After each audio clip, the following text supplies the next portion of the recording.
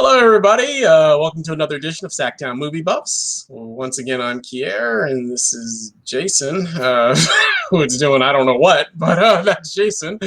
And we are back once again for we're back once again for the second half of our show. This will be the second half of our top 10 films of 2000. If you missed the last show, please definitely check that out. I'll try to include a link to that show as well, so you can check that one out as well. So that was number 10 through 6. This will be number 5 through 1, and then we'll also do our honorable mentions. As always, I try to keep mine to 5. I don't know how many Jason's got this time around, but we'll find out.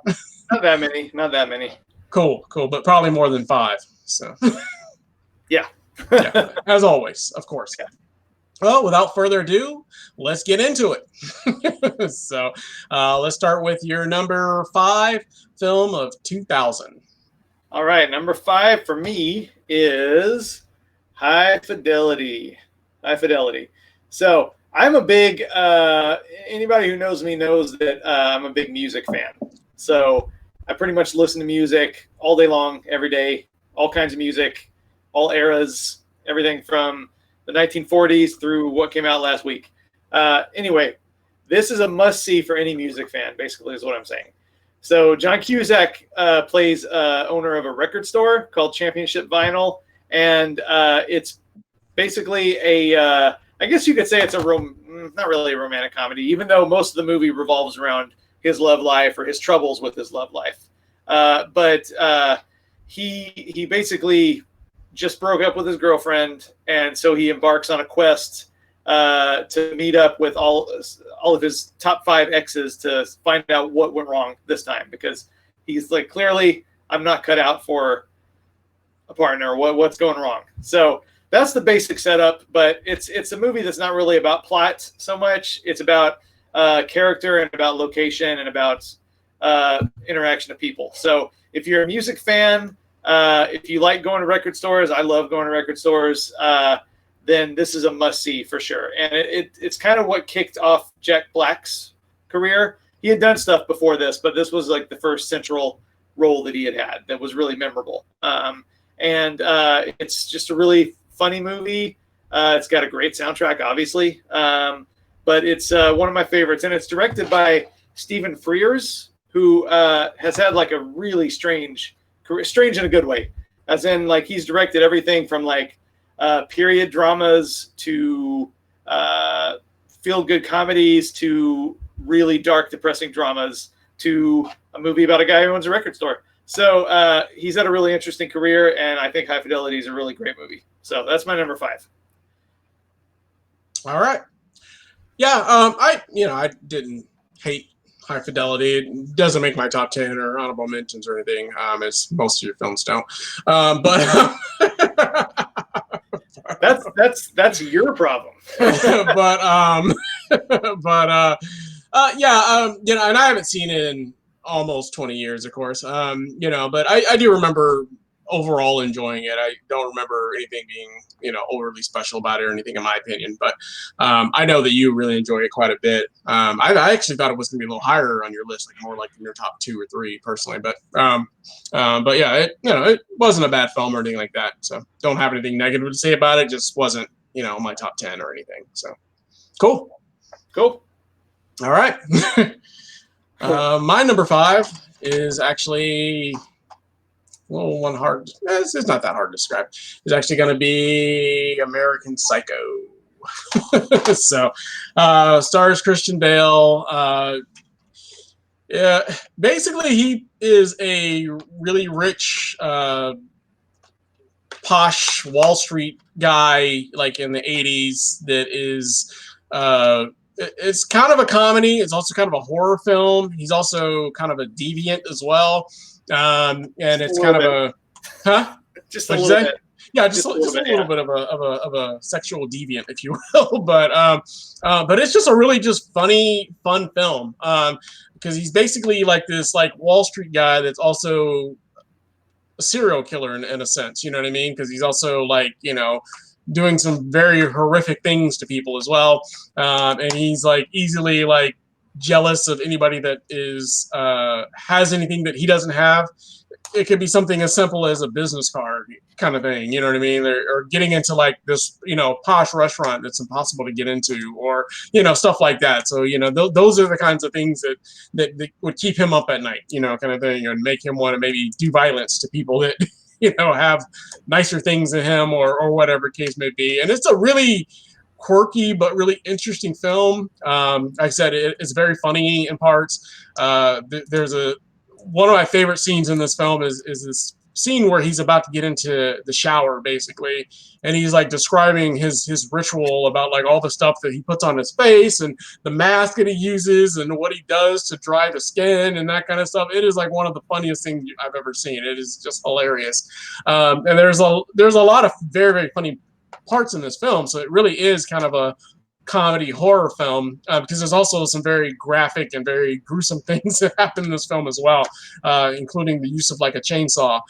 So to give you a perspective, but just a really, really fun film. Yeah, exactly. One that I really, really love.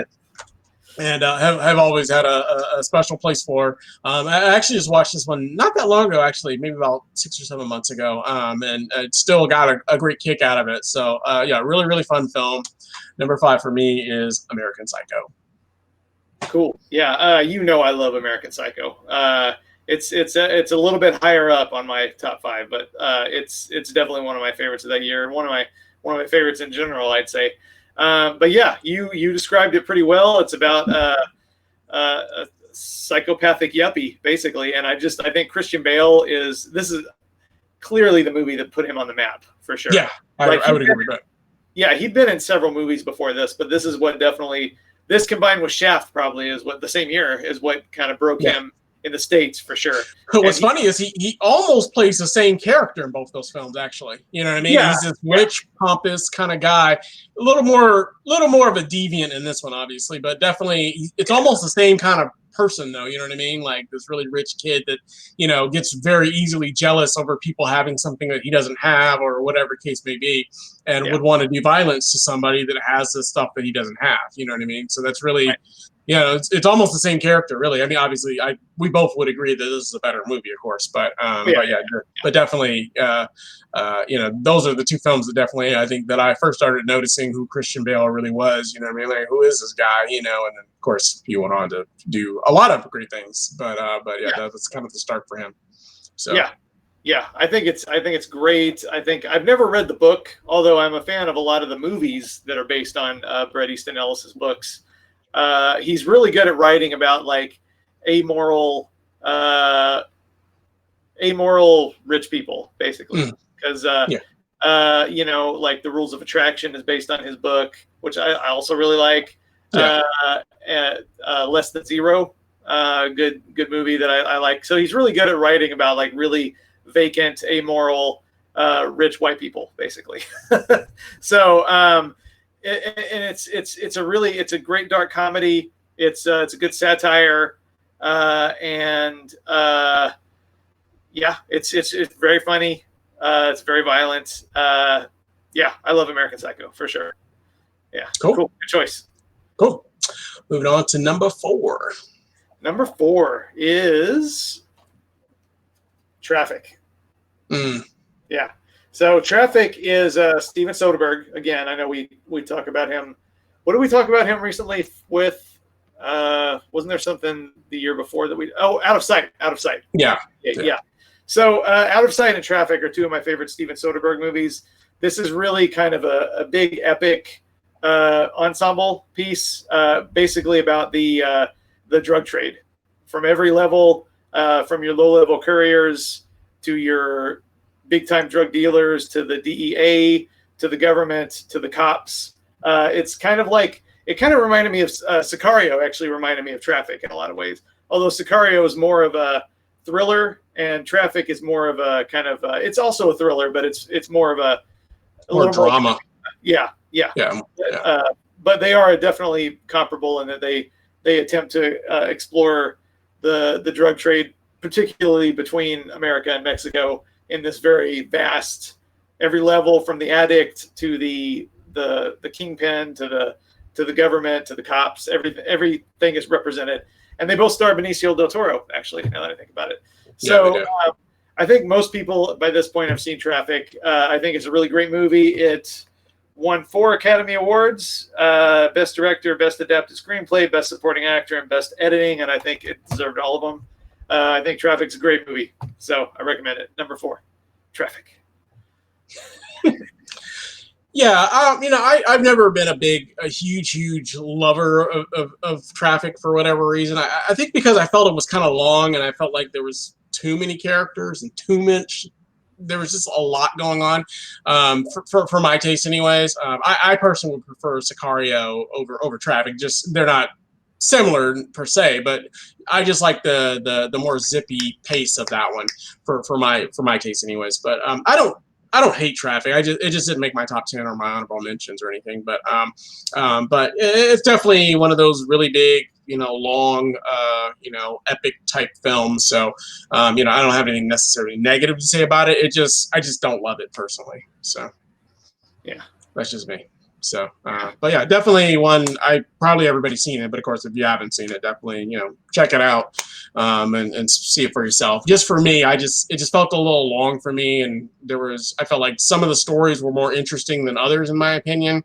I really like the more juicy stuff, but he tried to give you like a little snapshot of everything, and I felt it was just too much, in my opinion. So that was kind of my only gripe with it, but not a bad film. So. Cool. Yeah, it's a great film. Definitely not. Yeah, it's number 4 of the year, right? Yeah. So, my number 4, I don't own. I'm ordering it, but I don't own anymore. But it might even make your list as well, I'm pretty sure. But my number 4 is going to be Requiem for a Dream. Yes. So, another movie that kind of gives you a little bit of a snapshot of druggies, basically. All different types of druggies, you know what I mean? Like heroin addicts and that kind of stuff. And, kind of film, stars Jared Leto and Marlon Wayans and who's the girl again? Jennifer Connelly, yeah.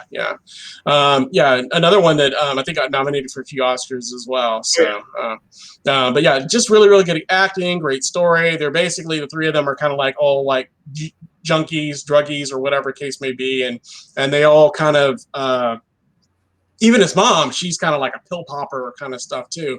So it's a really, really just kind of dark, seedy film. In that respect, there's a lot of things that happen to the main, or basically the main 4 characters, in terms of just all kinds of just getting caught up into the drug world. And as they get deeper into the drugs, things start getting very, very worse for them. Not trying to give too many spoilers on it, but it's like one of those films you really have to watch. It's I don't think it's for everybody, because there's definitely some scenes that are a little risque, if you will, especially for Jennifer Connelly's character. Yeah. She definitely gets involved in, more like prostitution for drugs kind of thing, that kind of stuff. So it definitely isn't a film that you don't want to watch with the kiddos, that's for sure. But yeah, definitely a really, really good film. Great acting, really good story. Like I said, it is really, really dark. It's the kind of film that, like I said, I'm going to rebuy it, but it's the kind of film that I really do have to be in the mood to watch, because it's not one of those films where it's necessarily going to have the most happiest of endings, that's for sure. But that is my number 4, Requiem for a Dream. Okay, yeah. Again that I love that movie. It's a little higher up on my top 5, but I think it's a masterpiece, I think, for sure.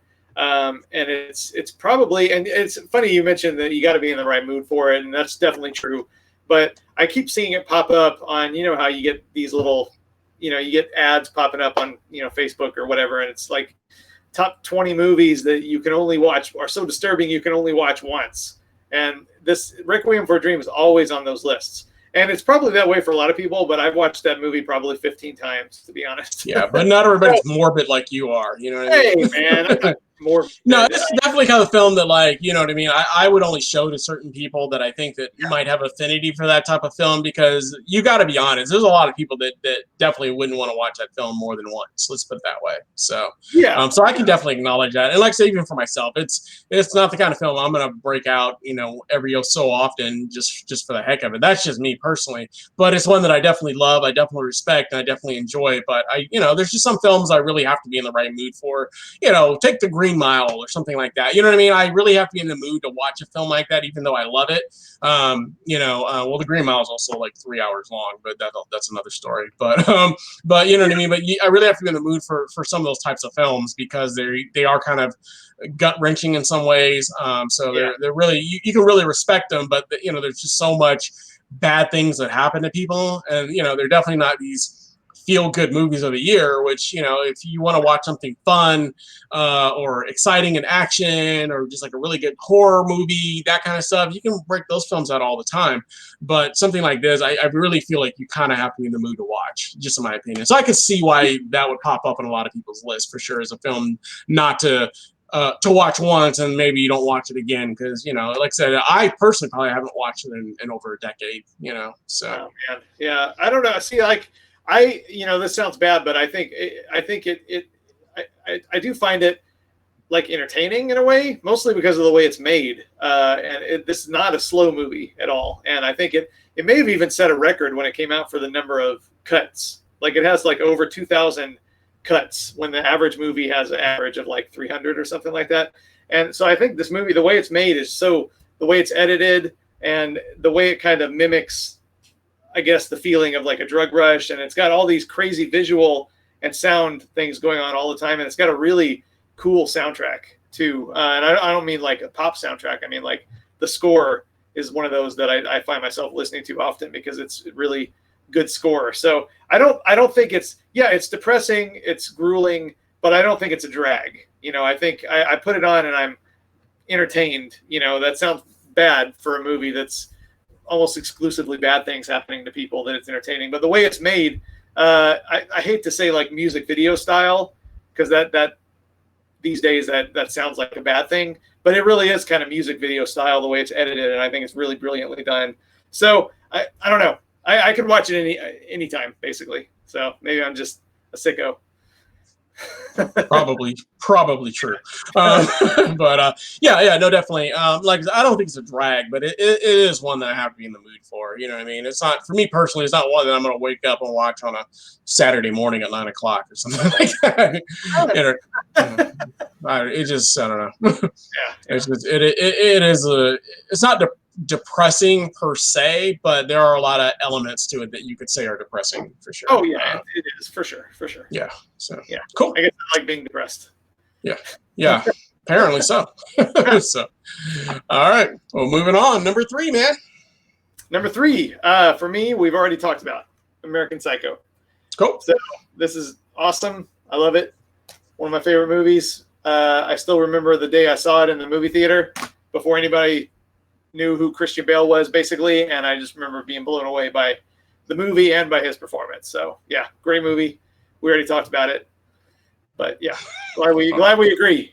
yes, we definitely agree. Yeah, definitely both in our top 5 for that year. Yeah. All right, cool. Well, I already loved it, so no point in rehashing why I loved it. So, all right, well, moving right along to my number 3, which is actually going to be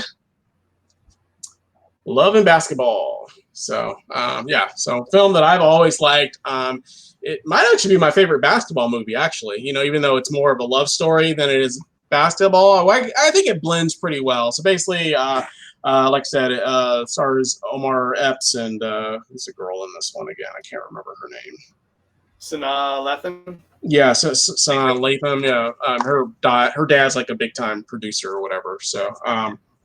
But yeah, a love story film, basically about they were kids that grew up together playing basketball kind of thing, and they kind of grew up and kind of, both kind of sort of had crushes on each other, and both got into different types of, colleges, and were playing basketball. And, he was kind of a jerk to her a little bit and that sort of stuff. And so it is a love story, but there is a lot of basketball elements to it as well. Probably one of my more favorite, I'm not a big, romantic love story film kind of guy, but this is probably about as close as one that I would enjoy myself. You know what I mean? Just has a good story. It's kind of a fun basketball film, and and has a really good ending as well. So that's my number 3 is Love and Basketball. Cool. Yeah, I love and basketball. It's actually one I don't own, and I haven't seen it in a really long time. But I know it's one of those that I owned on VHS, but for whatever reason I never actually upgraded. I don't really know why, because I really enjoyed it. I remember that's one of I think most of the movies me and you watched together on this list, actually, now that I think about it. But I know we watched that one. Yeah, it's a really cool movie that I need to revisit. But I remember it, I like both of the actors a lot. It is actually romantic, but it's also a good sports movie too. It's got a great soundtrack. Yeah, I need it's in my runner-ups, but I don't actually own it. So for sure. Yeah. Good movie. Cool. Yeah. All right. Moving right along to number 2, man. Cool. Number 2 for me. Okay. So this was probably maybe the hardest yet for me to split 1 and 2, because I really wanted to do like a 2-way tie for number 1, but I figured I should probably. Yeah. Cause that's dumb. Well, I'm glad I'm not offending you then. It was really hard for me to pick. And both teams can't win, man. Oh, there could only be one. You know what I mean?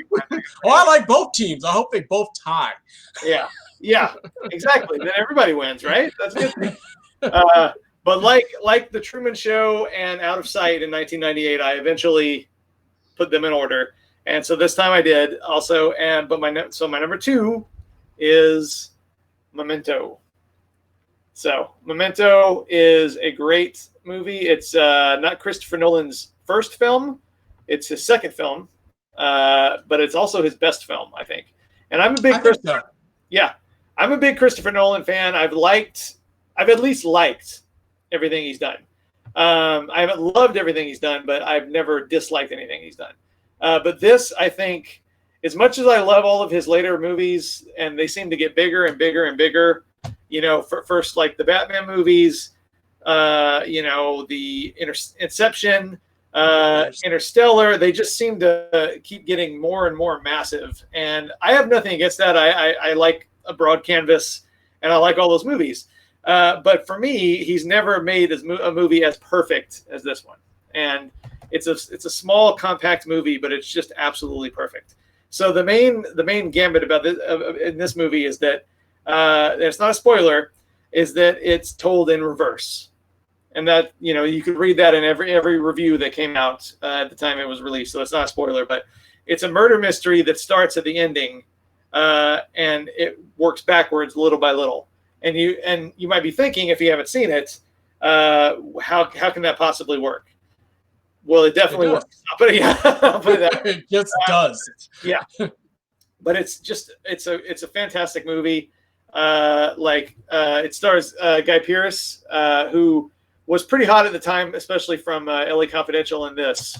I haven't seen him really in much in a while, but I know he's still out there working. But he's this guy who, the reason it's told in reverse is that he has short-term memory loss. So kind of like a goldfish, he can only remember things for about 10 minutes at a time. So what's brilliant about this movie is because it's told backwards, is it puts you in the same position he's in. Basically, every 10 minutes, you don't know what just happened. And the movie does a really good job out of that. Like it does a good job manufacturing suspense that way. There's some really good laughs that come out of that. Of not, there's a scene that he basically comes to in the middle of a chase scene, and he doesn't even know who's chasing him or if he's being chased. So yeah, he's like, am I chasing him or is he chasing me? Kind of. I know. Yeah. So it's just a really brilliant movie. I think anybody who'd be watching a video like this has probably seen Memento, hopefully. But if you haven't, And if you fancy yourself a Christopher Nolan fan, and most film buffs are these days, and you haven't gone back to see his earlier stuff, definitely check out Memento. I don't think he's ever been better. So that's my number 2. Almost my number 1, but my number 2 for 2000. Cool. Since I had to pick. Since you had to. Well, cool. Well, I guess the process of elimination, we can guess your number 1. But yeah, well, the funny thing is that is also my number 2. So, but I don't own it. Another one I would need to order. I know. So yeah, I had it on Blu-ray or not Blu-ray, but like VHS or something. I don't remember, maybe DVD or something. But definitely one that I want to upgrade to Blu-ray. So I'll be getting that one again shortly. So, but I did watch it in the last year or something. I showed it to some of my future stepkids or whatever. So, but yeah. But yeah, no, what did they think? I think they liked it. I think everybody liked it. Yeah, I don't know too many people that don't like it. It is one of those films where I think the first couple scenes you're a little thrown off by it, but once you get into it, it just gets more and more interesting. You know what I mean? It's like one of those films that you just have to kind of let build. You know, like I said, it's a mystery, and it's just really, really unique in the way that it's shot. You know, I mean, obviously Tarantino was doing things with you know, flashbacks and messing with the timeline and stuff like that. But this one, you know, it's very rare to see a movie at the very end rewind itself all the way back to basically the beginning of the film and still make it entertaining, and still every scene you're like, okay, what's going to happen next, even though you know it's going in reverse. So it's really, really cool because, like you said, it's a mystery. You know, he's basically looking for the guy that killed his wife, and so it's that kind of mystery, and it's like kind of going in reverse, and you're getting a little more pieces every time it rewinds back. And like I said, and because his memory is also the way it is, it works that way because he doesn't remember anything either. So every time it rewinds, he just kind of, it's like him kind of like waking up and being like, okay, where am I? What am I doing? You know what I mean? Kind of thing. So it is really cool. Yeah, I think I'm going to say it's probably Christopher Nolan's best film.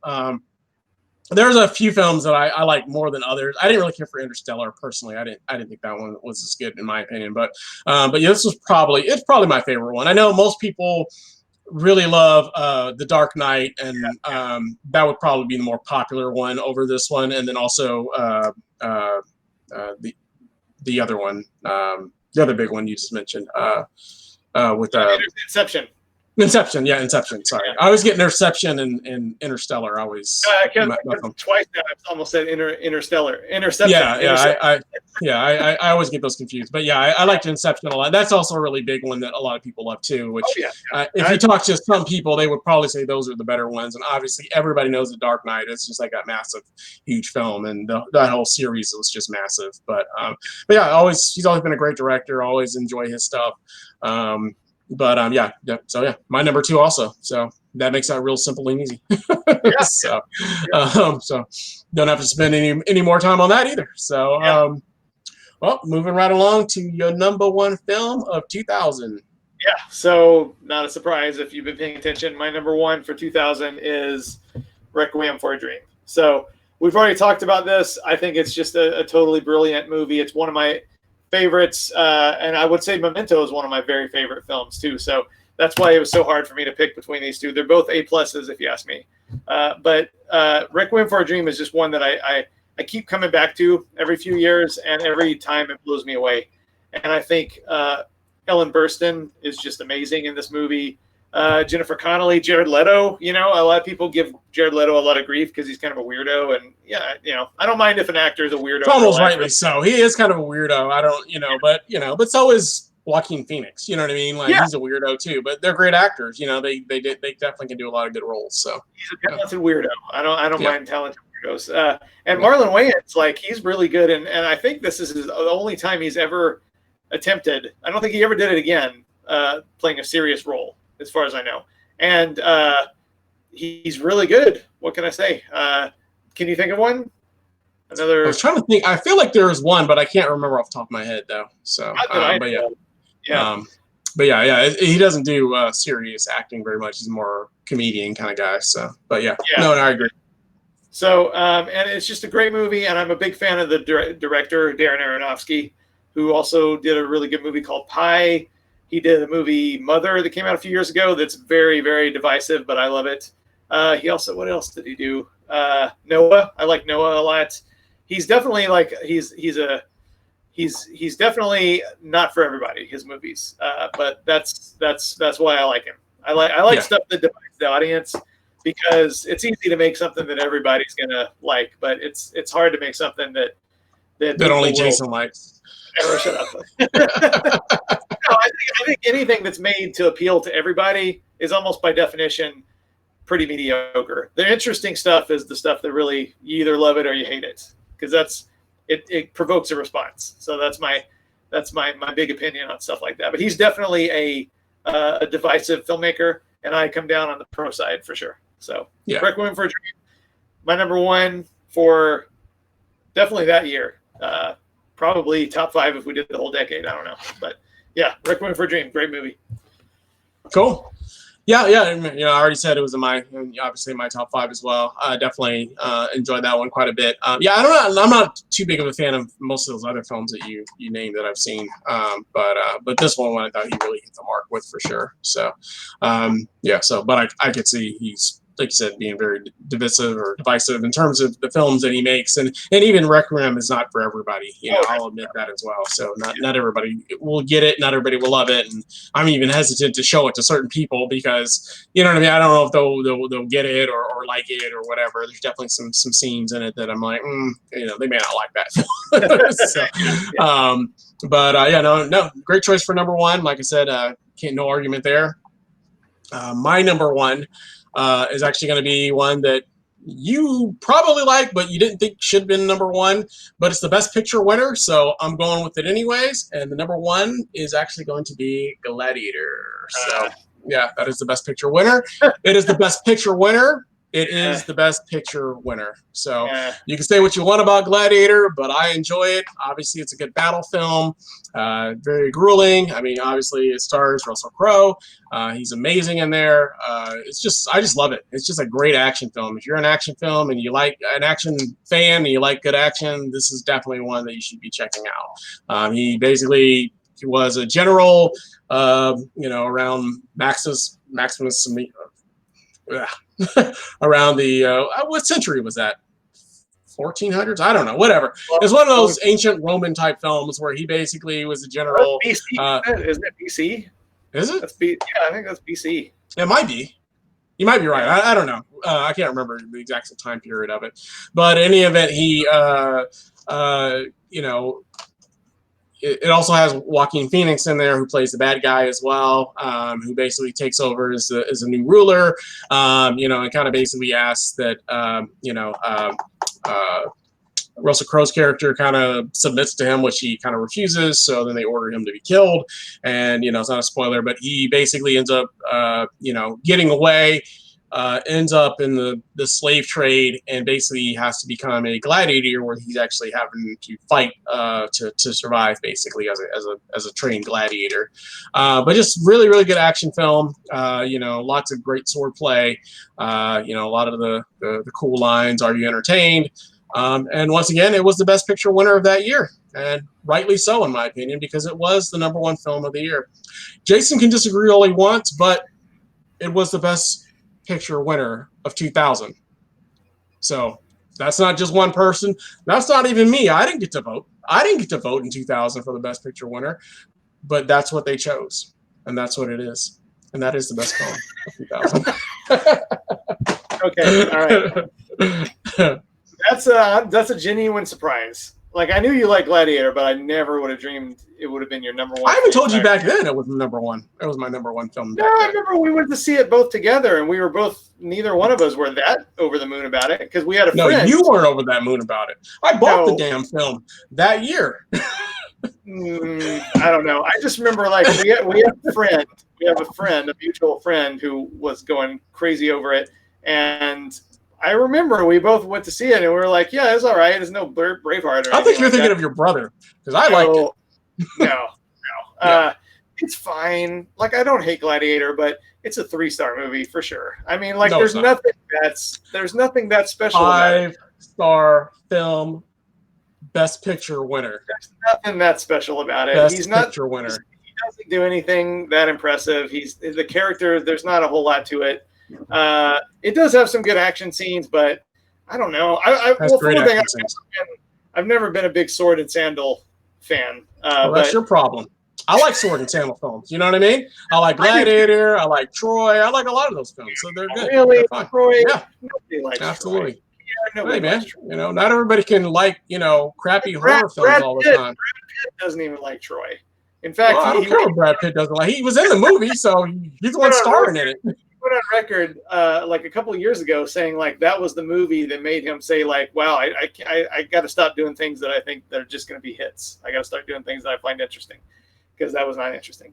Anyway, Gladiator is fine. I don't dislike it. It's fine. Like, I'm not a big Ridley Scott fan. I think he's made 2 great movies, Alien and Blade Runner, and pretty much everything else. Gladiator, which was his Best Picture winner.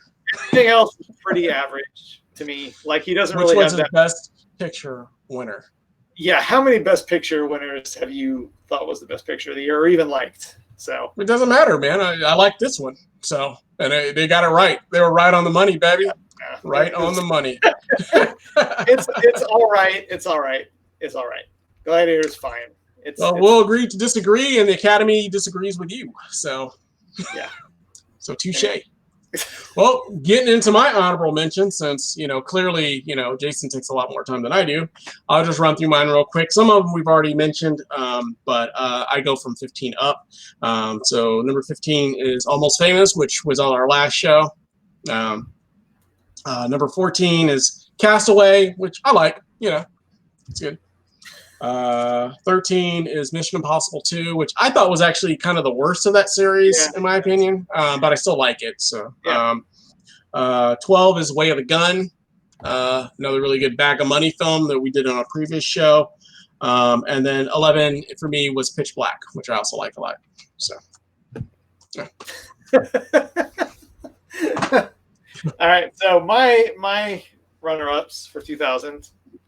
Here we go. Not that many. But Gladiator is not one of them, though. So, hey, you don't like Best Picture winners? I get it. Yeah. Ginger Snaps. So this is a really cool. If you like werewolf movies, this is a really cool horror movie from Canada. It's about these 2 sisters. One of them gets bitten by a werewolf. It's got a really good coming of age story along with the typical werewolf story.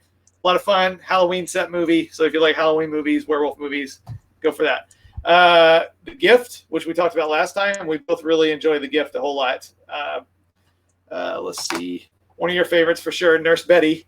So this is a movie that hardly anybody has seen, unfortunately, but it's a really It's a really interesting movie, a really good mixture of comedy and drama and thriller, actually. And it is one of my very favorite Morgan Freeman movies. So if you're a big Morgan Freeman fan, you want to see something where he doesn't play the typical Morgan Freeman type character, definitely check out Nurse Betty. All right. Amores, I can't roll my R's, but Amores Perros. So this is a really cool film by Alejandro Gonzalez Iñárritu, who also made, what did he make?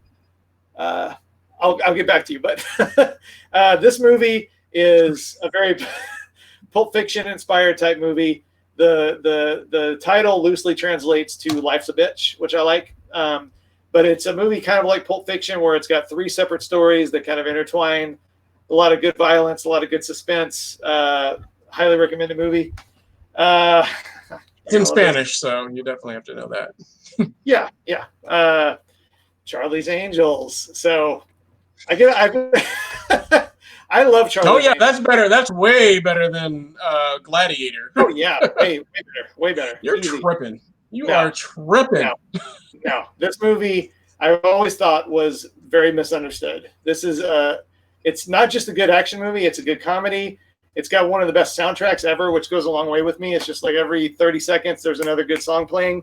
It's a totally unique action movie. There's no action movie that is like Charlie's Angels. So I've always loved that movie. I always take a lot of flack for loving that movie. I don't care. People don't know how to have fun.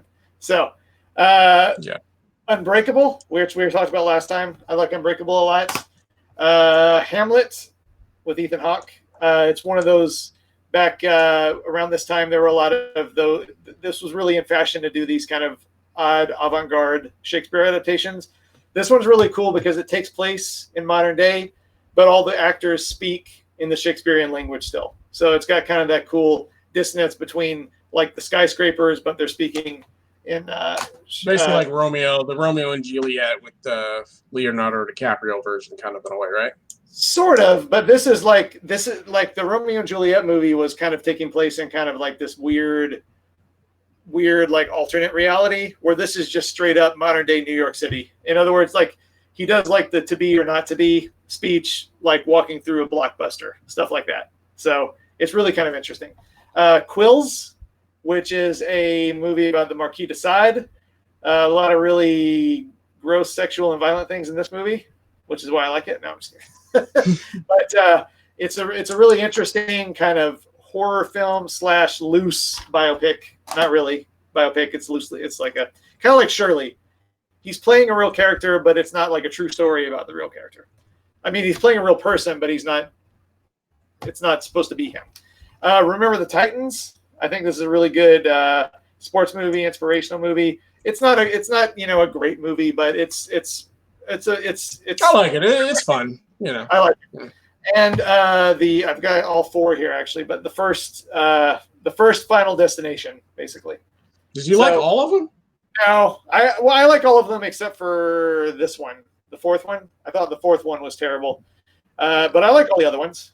I think the third one. They all kind of run together to me. I mean, I don't know. I can't really differentiate between any of them. They're all just about inventive ways to kill people, pretty much. You know what I mean? So no, and the first one's not even my favorite. The third one's probably my favorite, but I like it. I like it. And then I have a few that I just want to run off that I don't actually own.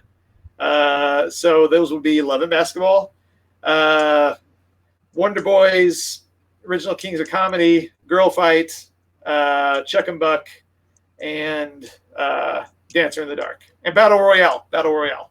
So those are all good. Cool.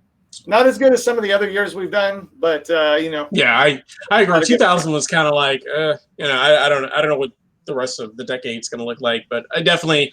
It also helps that the 90s we kind of grew up in that era, so a lot of those films feel like childhood memories in some ways. You know what I mean? Yeah. So, but as you get older, your taste kind of becomes a little more discerning. Well, for me, anyways, I don't know about for you, but for me, your taste becomes a little bit more discerning. So I don't know. There's just less. My taste is very discerning. Okay. Yeah, exactly.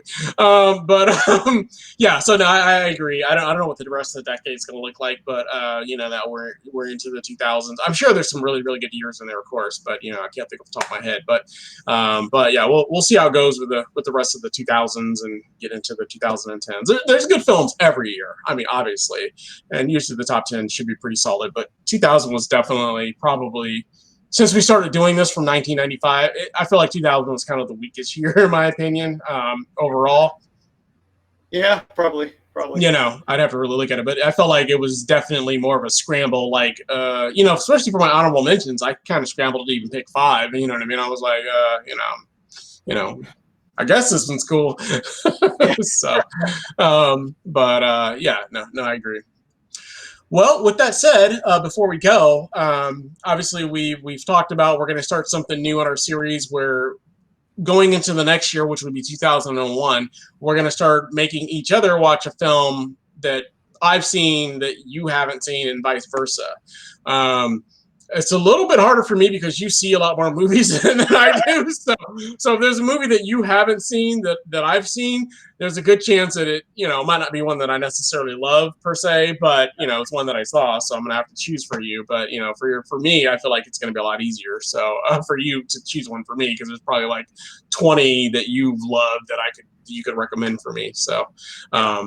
It's like when we do these lists, you've seen every film that I've named pretty much that's in my top 15, but there's quite a few always that I've never seen of yours that you name, so, yeah. So with that said, I'll let you start.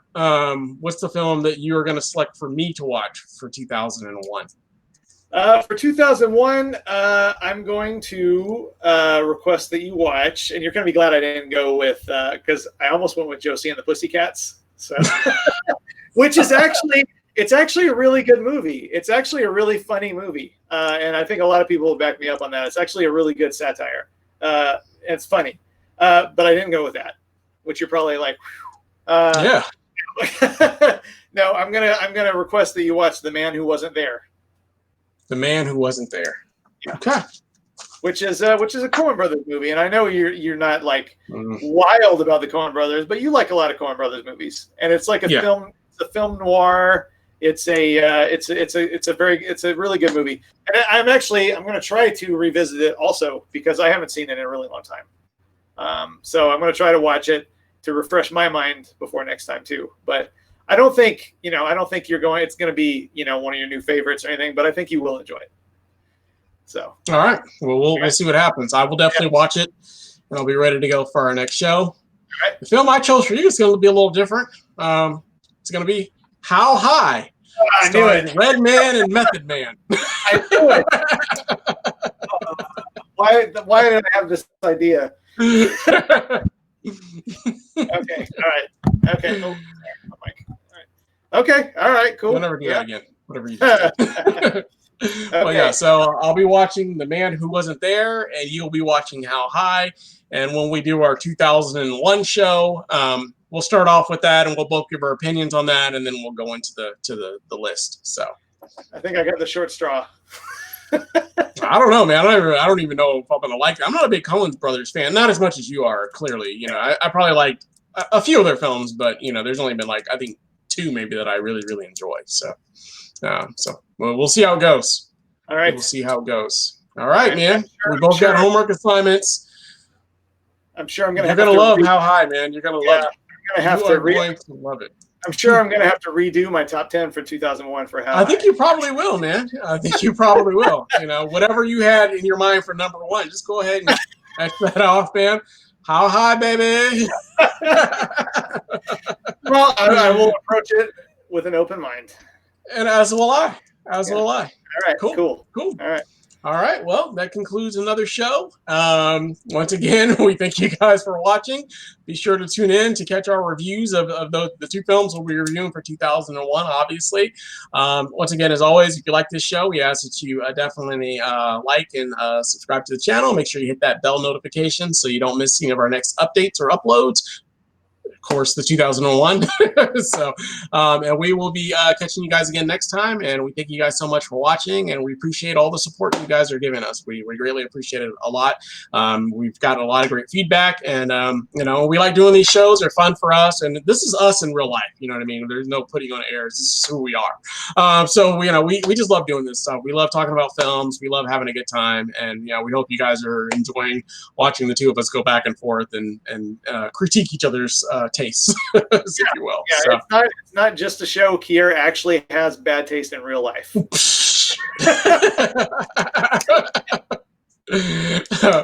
No, my tastes are amazing. So, and all my lists are way better than Jason's, and everybody agrees. Whatever. Everybody tells me all the time. The people are coming up to me on the streets and saying, "I got Jason. He doesn't know anything about movies, does he?" And I go, "He does not. He does not." But no, once again, we do thank you guys for watching, and we'll be back again soon with a new show. And always leave us comments if there's any films you want us to watch, anything you want us to do, because we don't just do the list shows, we also do new movies as well. Or if there's any other movies that you think we missed from 2000 or any other years, always leave a comment, and maybe we'll review that one as well on this show also. But we thank you again, and we hope you guys have a great day, and we'll see you next time. Bye. Later. Later.